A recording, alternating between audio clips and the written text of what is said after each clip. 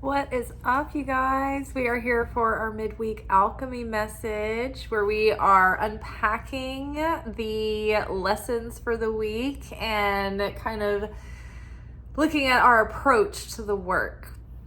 So from the Wild Unknown Alchemy deck, we've got sanguis,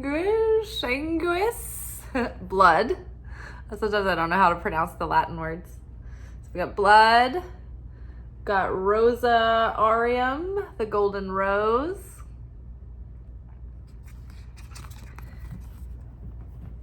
Then we've got Uranus.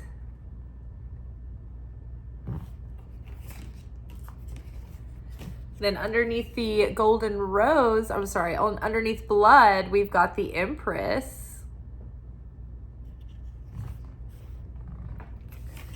Underneath the golden rose, we've got Three of Wands. And underneath Uranus, we've got Ace of Swords.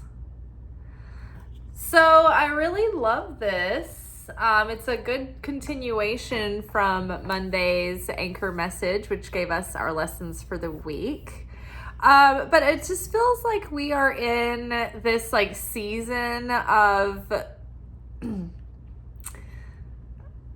I don't know how it's not exactly like final exams. Final exams are over, but it's like we've sat for our exams and we go to this really cool school where we get to go up before a committee of our professors and teachers and principals. And we get to sit there and they're telling us how they feel like we've come through, school and how they believe in us as a student. And so there's just been, the last couple of messages have just been really encouraging and reassuring, and almost like the universe is telling us that it's proud of us and that good things are coming and that it knows we're tired. Blood here. I mean, look at us. I think there was something in the Bible that described the pressure that Jesus found himself under sometimes, as Jesus would be sweating blood. And I think that, sometimes over the course of our life, when we put our blood, sweat, and tears into things, especially those big life visions, we have these small goals that are broken down, and some of them are medium and big, right? We've got goals to go to school and to get certifications, and goals to travel to certain places and have certain experiences. We have relationship goals and different things that we want at different phases. But there are those major things that are that feel like our soul's calling, or they feel like our purpose, and it feels like that ever elusive thing that we strive towards. And so sometimes, especially if you have a calling on your life, you can feel so much pressure that you're not living up to what you need to do to merit, being fruitful at this thing. And so it's felt like, because we've had Pluto in Capricorn for the last 16 years, and depending on how many cardinal signs you have in your chart, and maybe where this all fell for you, where Capricorn is in your chart, things may have been really hard, and you may have felt like you put your blood, sweat, and tears into things, and you may have felt like you sweat blood and bled tears, and just found that you didn't have a lot to show for it in the end, except for the inner value, right? The knowledge, the wisdom, the experience. You've got the strength, the grit, the edge, the spice, the zest, the moxie. You've got that defiance to not give up, and the perseverance, right? But you may not feel like you have a lot to materially show for what you've been through and what you've gone through and what you've strived for. Or maybe you had that thing for a while and you thought you'd found it, and then it just all turned to dust and just slid through your hands, right? I mean, how many people do you know that have been divorced? Maybe you have been. I haven't been married, but I've been that feels like its own, kind of thing that just slipped through my fingers. But I've been in these long-term relationships that didn't materialize the way that I thought they would. They didn't come to fruition. They didn't lead to marriage or like long-lasting fulfillment. So I understand how that feels, even though I haven't been divorced. I've been in relationships where I lived with someone and built a life, and it's not the same, but it's similar. When you think like, oh, I've put all this effort and all of myself into these things and into these people, and then I'm sort of like here, starting over again. And you kind of feel like, oh, I don't have anything materially to show for myself, right? But that's not going to be true for long. That served its purpose for us. Our lives have been built the way they've been built in maybe a temporary fashion in many ways, so that we could come to a maturity of consciousness that would prepare us enough to have a great shot at making the most of awakening that potential and following that purpose and being successful at it. Like, if I was a spiritual teacher who blew up and went viral 15 years ago, I probably would have had a lot of embarrassing moments. I probably would be like canceled 16 times by now. I was born canceled, I swear. But like, so, it's like life had to take me through so many things before I could arrive at this moment. And if this channel does, and if it does go viral, right? I'm more mature and I have more perspective, and I can handle that in a much better way. Like, even like, oh my gosh, like the responsibility to take care of people's feelings. I was just thinking the other day, someone left a comment and it was very angry, and it was like demanding that I explain how God would allow children to have bone cancer. And it's like, well, obviously that's a loaded question. Thank you, everyone who's always jumping to like the most dramatic scenarios in life and demanding that people who dare have the audacity to have faith answer for these questions. But I did try to give this person a legitimate answer and tried to steer them in the direction of the Kabbalah Center or the Kabbalah Center, because I figured that would give them the tools and the process to work through this. But I don't know who that person was, right? I don't know if that person was a person who had a child in their life that had bone cancer. Like, this might be a personal experience to them. But they also might be a person who's just one of those trolls who's angry and just wants to bring things up and make comments like that, and they just get a rise out of that, right? And they just want to own somebody and, put someone in their place. And I'm just like, okay, I'm just trying to like spread light into the world and do what I can to help people. But then I thought about that. I was like, I have to be careful with people's feelings, because even though like this person, their name was Speeding Atheist. And I happened to mention, I was like, look, there's a lot of atheists that take classes at the Kabbalah Center. And it gives them a lot of answers and a lot of direction and a lot of relief that they didn't have otherwise. We can't give definite, answers that are final, and cover everything, but there are ways that we can share insights into things and give more, perspective.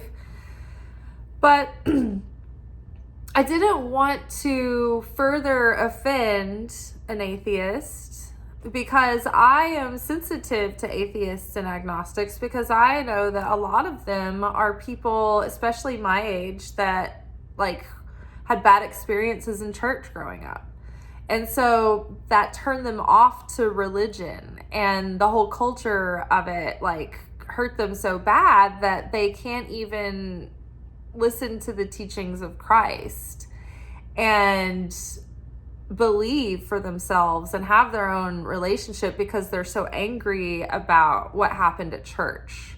and they can't separate the two. And so part of my mission and part of my people, my flock, I want to go for the people, the sheep that wandered off from the flock, who are on the edge, who I've got to climb over and get on those jagged, steep ledges and go for those sheep, the ones that are at risk of really falling hard and further. So I wanted to be careful with this person's feelings, but I almost thought like, ooh, did I give them like not enough of a heartful response? Like, was I not compassionate enough?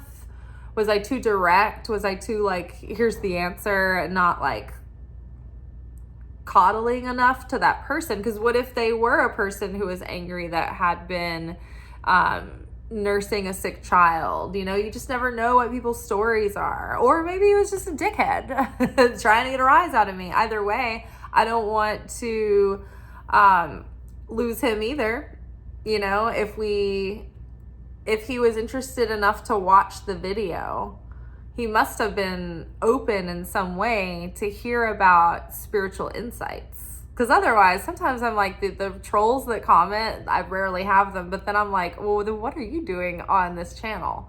But I think that the thing that makes this channel unique is that we are talking about spirituality. We are talking about God. We are talking about Holy Spirit and angels and Jesus and all the things. But we're also talking about tarot, right? We're talking about the metaphysics, right?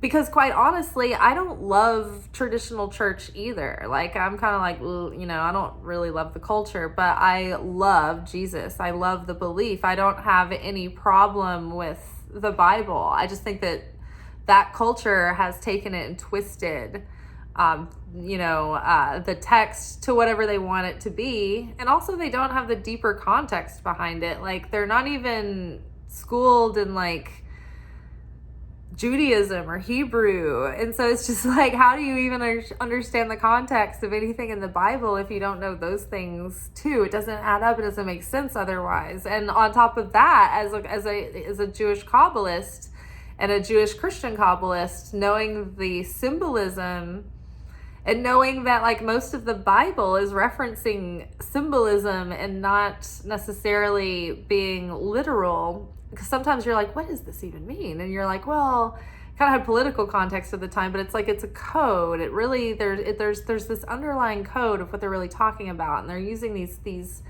code words and this jargon. And if you know Kabbalah and you know about the tree of life and you know a lot about the glyph, then when you start hearing scripture that sounds so cryptic and you're like, what does this even mean? You're like, oh, I know exactly what they're talking about now. Oh, that makes sense. But if you wouldn't know that, you'd just be like, what is this? It's like just jumbled up nonsense. It's malarkey. So the blood, sweat, and tears that we went through was not for nothing. Like, that prepared us for moments like this. Because I remember, a few years ago, if I would have gotten a comment like that, I would have gotten saucy. I'm an Aries. So I'm like, fuck. And then like most of my first house is in Scorpio. So I'm just like, motherfucker, don't try to come at me. And I used to be a person that could get like sharp with people in the comments. I don't touch the comments anymore. I don't even want to go there. But I have to touch my comments because it's my community, right? So you're just like, so I try not to get in any kind of spicy back and forth because it just doesn't, it's just chaos and it's negativity. It makes you feel like shit. It wastes your energy. But I might have been triggered before. And I wasn't this time. I was more hoping that I answered the question in such a way that would plant a seed, that would be fertile in that person. They might go to the link that I gave them to the Kabbalah Center, or maybe sign up for Kabbalah 1, like I suggested that they might be interested in, right? So that's what I was hoping. And so then it was funny because right after that, I was watching a Kabbalah class and my teacher was, I didn't get to go back and watch the question and answer where they were like workshopping things with the students in the class. So I started back on that portion, and the first question that came up was a woman who was like a spiritual teacher, leader of some sort of groups for like people that were like getting together to heal about an issue that like maybe they were victims of some kind of thing. And she was talking about how do I answer people when they have these kinds of questions like, why did this happen? Because a lot of Kabbalah is unpacking okay, why did this happen? What did this serve for me?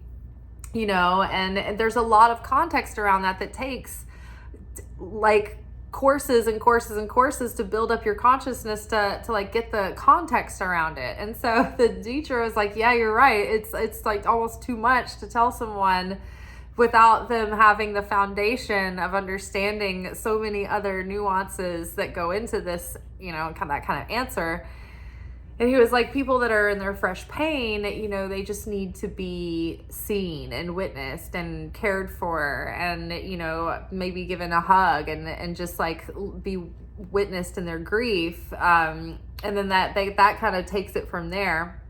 So it's so interesting that sometimes no matter how many years you prepare, you're never fully prepared, right? And so there's no point in having, imposter syndrome because we're never quite 100% ready.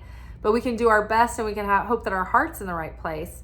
But having said that, I can see, having gone through that scenario now, how different I would have taken that and handled it a long time ago, and I wouldn't have been ready for that. Which brings me to the point that it does feel like we've had all this blood, sweat, and tears and have not gotten much out of it. Like I just keep seeing this black jewel there that just looks like the void. It's just this empty, small singularity of void. But with that, look, we have the Empress. And so this is so fertile. Like the card itself, the blood card, talks about that thrush of blood into something that brings life into it. I hate to call to mind the image of, the male member when it's got a rush of blood to it. It brings it to life, right? And it brings life force through that. When you have a foot that you've been sitting on that's asleep and the blood wasn't flowing, it's all numb and dead. But like it's like when the blood starts going back again, that's when you've got movement, that's when you've got life, that's when you've got feeling. So this card is a symbol of like the vitality and the life force that is in something and the physicality of it. This paired with the Empress is very fertile to me. The Empress, so this is like almost like the blood of a woman's fertility, right? Like we menstruate every month and that blood is a sign that we are fertile, right? That we have seeds that we can grow. So even though we have shed so much over these years and maybe we haven't brought forth the birth of something that we have tried to bring forth, right? We've tried to birth forth some of our dreams and they haven't come to fruition yet, right? We've been bleeding and bleeding and bleeding, but it's still a symbol that there has been fertility. And so now there is the container, the vessel that can sustain what we've been trying to bring in and birth. So now we've come to the level of embodying that Empress, right? We have done the inner work within and we've mastered to a level, that part of ourself where we can tune into our spirit and our inner guidance, and we can receive that guidance and be able to believe in it and have faith in it and then take action on it. Now, that right there is a concept that we often talk about on this channel called emunah.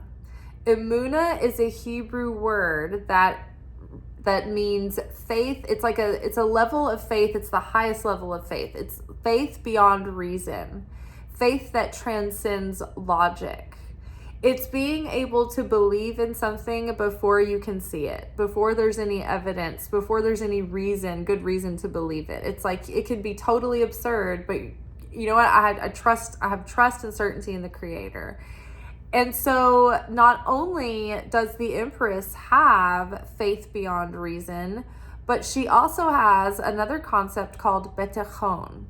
And this is the ability to live in accordance to that faith. So when you get that message go do this, take this action, do this thing, you act in faith knowing that the means will be provided, and you do it without delay when you know the timing is right. Like, you're not spiritually lazy, you're not a spiritual procrastinator, like you take the action. So it's like, it's one thing to have intellectual faith and even emotional faith and feel like you're believing, but it's a whole nother step that when you get that download, the ping to do something, that you actually follow through and you do it, even when it scares you. That is betachon. That is the being able to live and act in accordance with that faith.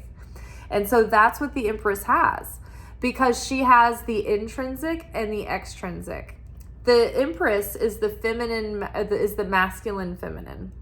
So she has the equal, like, sacred union together within her of the masculine and the feminine, represented by her pregnancy, right? She has had she represents the fruition of the sacred union. And the sacred union in the self is when our spiritual self is represented in our outer expression. So when we get those spiritual insights, we actually take action and do them. And because of that, we have fruitful results. We're abundant, like things work out. So because we have prepared ourselves, because we have cared enough to master all four kingdoms to a certain degree, like, the Empress is not just a queen of one kingdom. The kingdoms being Pentacles, which is the material world, Cups, the emotional world and world of relationships, Swords is the world of thought and mental landscape and consciousness, and then Wands is like your energy and your passion and your confidence and your sense of spirituality or your spiritual connection. So it's not just that she's mastered one of those. The Empress and the Emperor have mastered all four kingdoms. They have multiple kingdoms.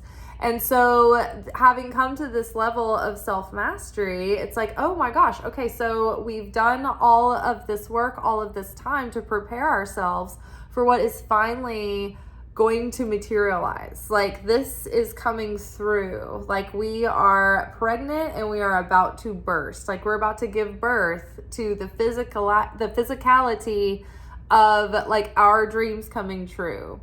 Like, in material ways and in emotional ways. Like, if you've been working on, like, healing with your parents for a long time, like, you might finally start having, like, good relationships with your parents.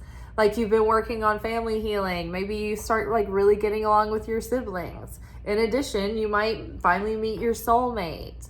That job that you've always wanted, like, suddenly there's an opening and you finally get your opportunity. Or, like, that company that you've been building, or your, like, album drops and, like, it actually, like, someone wants to, like, actually, you know, publish that album for you. Something to that nature, like something that you've held dear, that's, like, true to your destiny and your soul. Like, these things might start actually, like, having material results, but they're not going to happen on our own. On their own, like, we still have to make an effort. We still have to show up and try. But the thing is, what's different now is that we have prepared the vessel to be able to have, like, a successful shot at meeting our soulmate, for instance. Like, had you met your soulmate a few years ago, one or both of you may have had, like, a lack of emotional intelligence that you would have needed to have a really successful shot at having the happiest, you know, most healthy relationship with each other. Maybe, you know, had you met a few years ago, it would have been really tumultuous, or it would have got off to a rocky start because one of you wasn't fully, like, over some grief or something yet. Or you wouldn't have been able to appreciate and cherish the relationship enough, or, like, you hadn't quite learned, like, some of the skills, or maybe there was something that seemingly unrelated, like circling back to, like, healing stuff with family that you had to do first before you got the soulmate. Sometimes it's like, it might have to do with the fact that there are things that you're destined to do that have to do with your life's work that you had to put so much energy and focus and time into, that had you been all happy meeting your soulmate, you wouldn't have done those things, and you would have, like like your purpose, the thing that the world needs from you, it would have been lacking, right? You would have just been happy and content and like off doing fun coupley things. Meanwhile, like this great thing that you were going to achieve or accomplish or invent, or these people that needed your specific, you know, perspective on something, like they are left without you because you're unique. You've been through your specific life and you have your specific set of experience and perspective that others can't and don't have. And that's why we all like should have a lot of humility around our purpose and our talents, and a feeling of like gratitude and being humble that we get this opportunity, but feeling a responsibility to show up and not waste that and do something with it. So the golden rose is here. Actually, before I go into that, where I was going with earlier was that we were prepared enough to set out. We're sufficiently prepared to set out on the next phase of our journey. So we have 3 of Wands here, which is phase 1 of the plan is complete, right? It's like, think of like Ocean's 11 and they've got this whole heist, you know, planned out, and we're early in the movie and we've got, you know, we're already well established that they're gonna do the heist, and the heist, the plan is taking place. And so this is the montage scene where all the hot characters are like showing up in Vegas, and you're cutting to each character and they're like getting into position and checking into their rooms and walking into the glamorous hotel, and there's some like cheeky, sophisticated music playing, and you're getting ready. It's like you're getting all the parts and pieces in place to like go to phase 2 of the plan. So phase 3 is like, see this woman, she's standing here looking out into the bay. She's holding the merchant ship, which is usually in traditional tarot, there's someone like looking out and waiting on the ships coming in. And so it's suggested that those are spice ships, merchant ships that are coming, you know, with new things, new gifts and experiences, but also you're going to set out on a journey as well, going out of your comfort zone. So through this work, we're getting a thrush of energy and life force and opportunity for something to come to fruition. And now it's like we've been sufficiently prepared enough to start this new journey, this new chapter. We can hope that, you know, we've been set up for success. We've got, you know, the legs of a novice, you know, starting something new and going into the unknown, but that's good. That shows us that we're alive, right? We can't have all the answers, which brings us to the golden rose. See, the golden rose points at the unknowable mysteries and the secrets that are protected, right?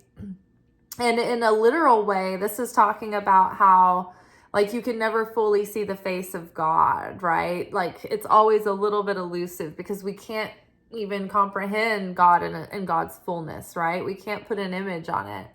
And so when you start reading and learning about esoteric wisdom and secrets, there's, you know, references to the innermost hidden and the innermost concealed.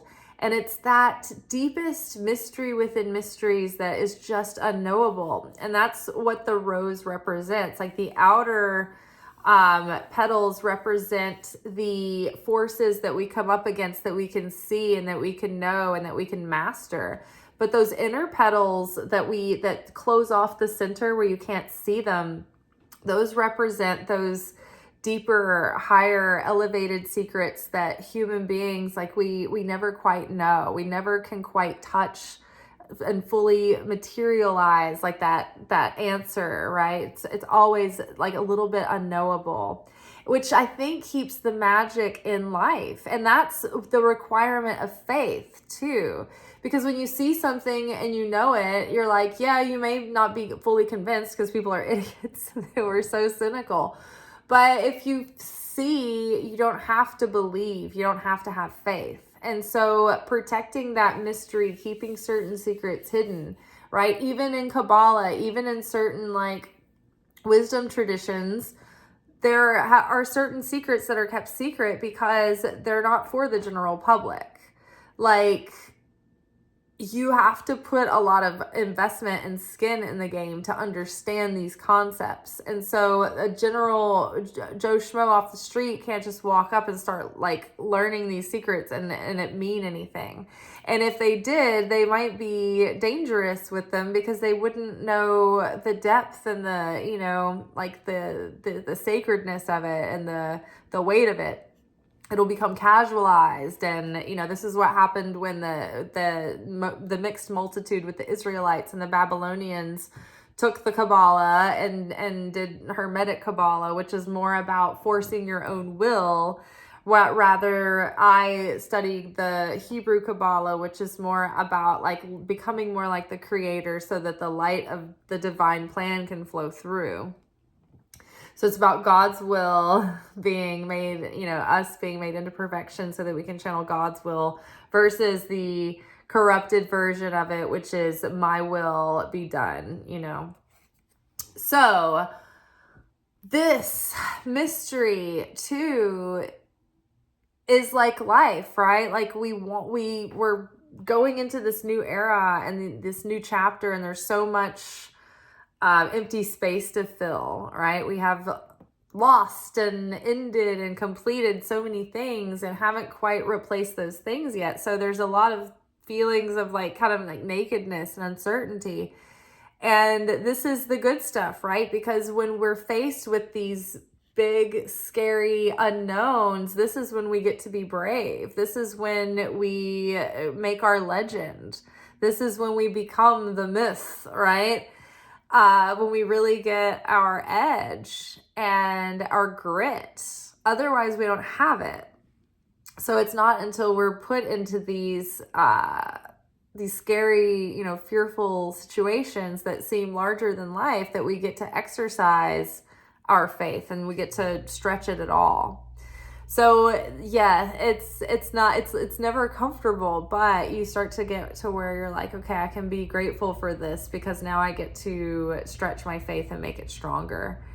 And so we are now looking into this mystery of what's next, and we don't have all the answers. And there's something to be appreciated about that because it keeps the magic of life alive. It gives us something to anticipate, something to be excited about. If you have all the answers, then you just get jaded and you get bored and you become like these corrupt, crazy, you know, rich people that you're hearing all these stories about that have all these weird fetishes and fascinations that they're into because they've become so bored and jaded because life just kept bringing them the same thing. They just knew what to expect and they didn't have any surprises and there was no mystery, right? So it's important to keep the sacred things hidden and protected. And it's important to keep mystery in life. And it's important to appreciate that mystery for the faith that it requires of you, because that's how you earn the light, right? You have to show your trust, show your faith, show that, you know, like that takes sweat, you know, to have that faith. It takes grit and you have to face your fears. So that's part of one of the ways that we earn that light and not just have it without earning it. That like gaining light and getting things that you don't earn creates shame. There's a concept called bread of shame in Kabbalah, and it's when we get things that we don't earn, it creates resentment and shame, and then tikkun that we have to like work and correct, called bread of shame. So if you ever hear that, that's what that references to. It's like getting things that you didn't earn that make you like a spoiled kid or ungrateful, or you know. And it's like, have you ever had that person that just keeps like over giving, or you know, and you just feel like, are there strings attached? Like, and you start getting resentful, and then you're just like, it starts giving you the ick. Bread of shame. Look at like spoiled kids who hate their parents. They're like, nah. And it's like this parent has like overdone it with you, and you hate them for it, you know. And that's the natural order of things. If you overgive to someone who didn't earn, who didn't go through a process, they hate it, they resent it, because they're like, oh, I want to earn. I want to feel that self-respect. I want to, you know, grow and grow my consciousness and be elevated.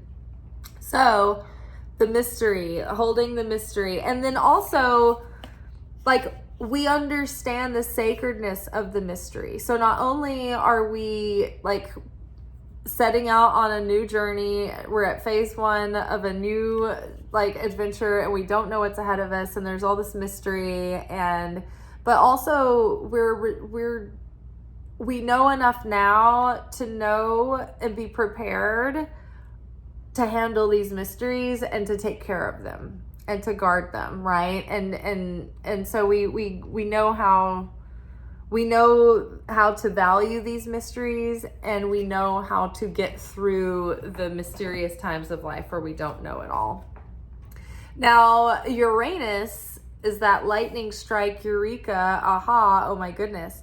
So a lot of profound revelation and insight can just hit us this week. Like, oh my gosh, I see it now. Like, I see how that's connected, or I see this, or oh my gosh, like I am so suddenly aware of this situation that just doesn't work anymore.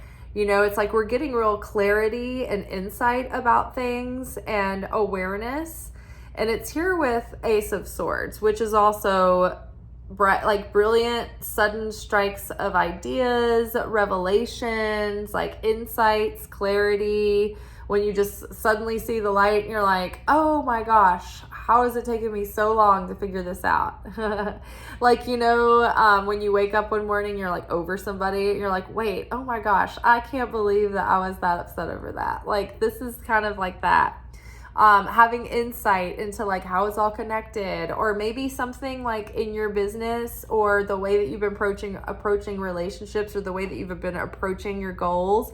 Like something about it you were doing wrong, and suddenly you're like, oh, I have an idea. I think this will fix everything. Like, watch out for these moments this week, because something is happening. Something is going to physicalize, and it's going to come on the heels of having a huge insight that is like kind of like the final little thing that helps us like tick the scales over to setting out on this new journey, right? So the last final little piece is coming together, and I think it's going to lead into like things starting to materialize for us. All right, you guys, I hope this serves you well. I can't wait to find out what's happening this week and what we might see come into fruition over the weeks to come. Let me know what's going on for y'all. I'll see you later. Ciao.